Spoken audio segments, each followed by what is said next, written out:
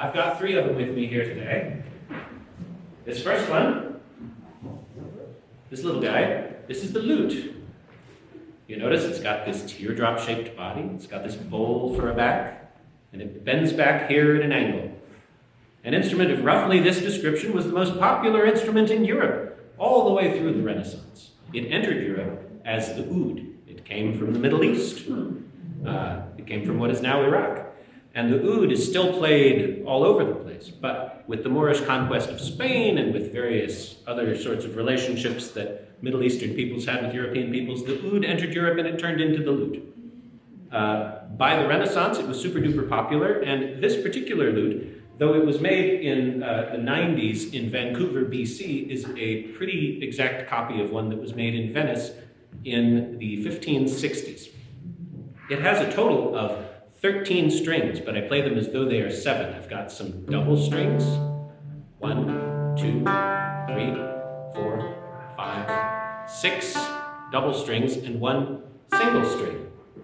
And, the principles of the instrument and how it works, they're, just like a guitar. I fret, and I pluck, and I strum.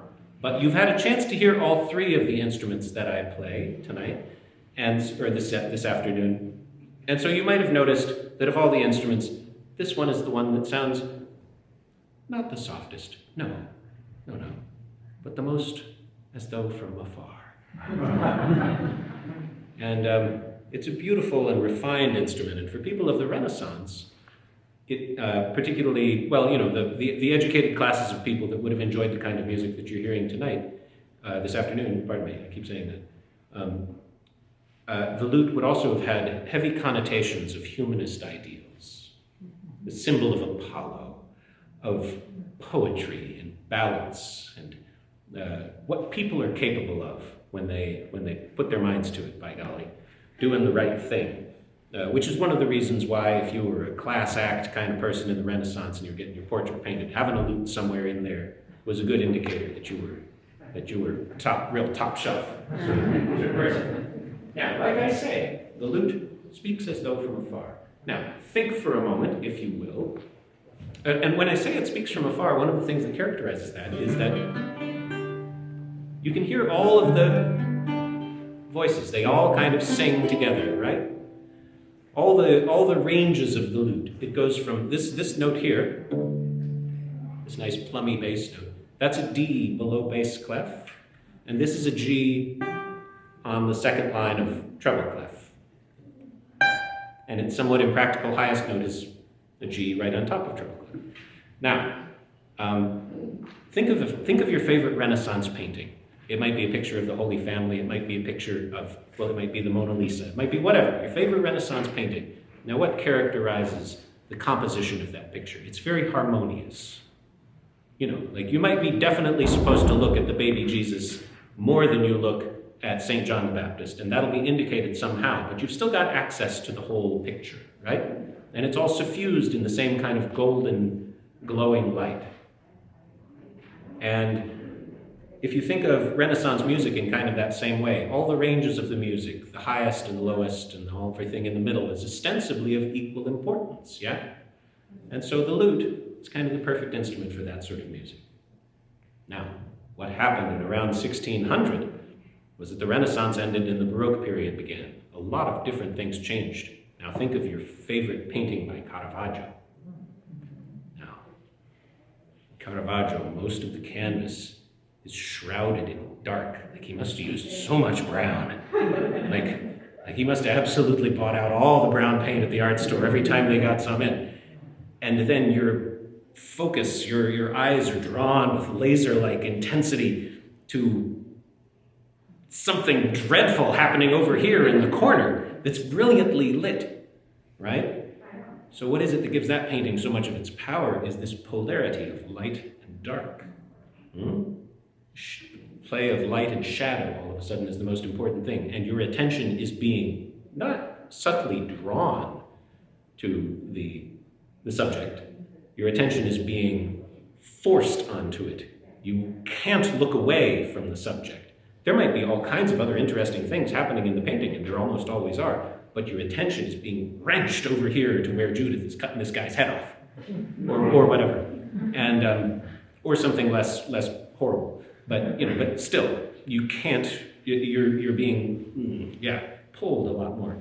And as Baroque music came into its own, there were a few things that happened. There was the invention of opera.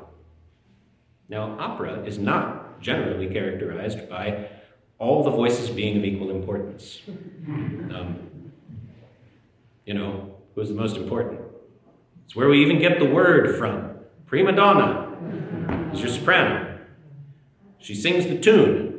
She is the most important, the high sound. There was another thing that happened around this time, the invention of the violin. It very quickly became a very popular solo instrument. The violin also up high.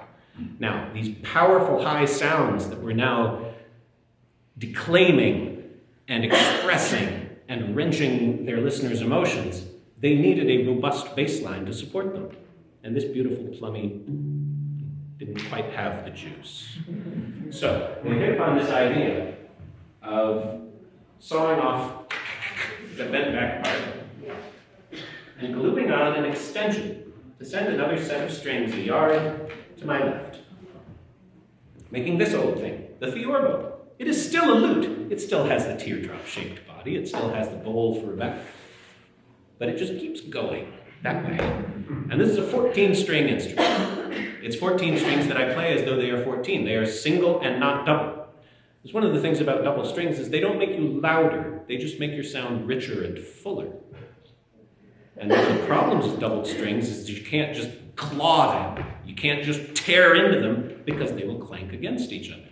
So having single strings makes this instrument more powerful, and having these immensely long bass strings also makes it powerful. Now, here's how this thing works. I got 7 short strings that I play pretty much the same as I do a lute, or guitar, or whatever. And then I've got 7 long strings. I never touch them with the left hand. I just play them with the right hand thumb. So, short strings,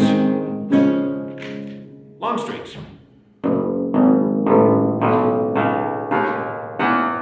And between those 2 sets of strings,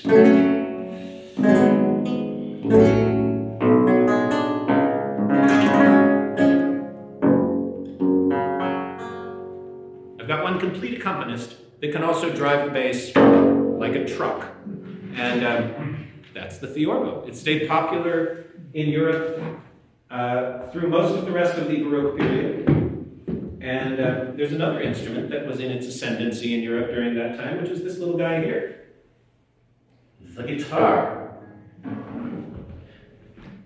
And with it, I do ordinary guitar-y sorts of things. Yeah, I do these.